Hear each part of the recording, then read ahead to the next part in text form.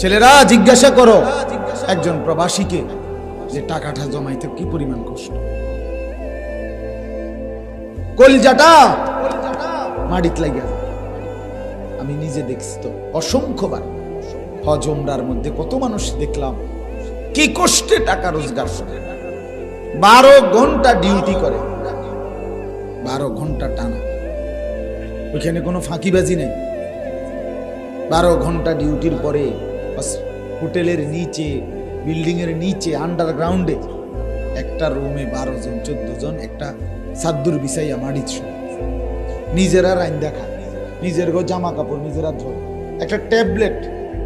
এক ছেলে একদিন আমারে কইতেছে, হুজুর আজ 11 বছর বিদেশ, একটা ট্যাবলেট জীবনে কেউ কোনোদিন নাই, কিন্তু খুললা দিল।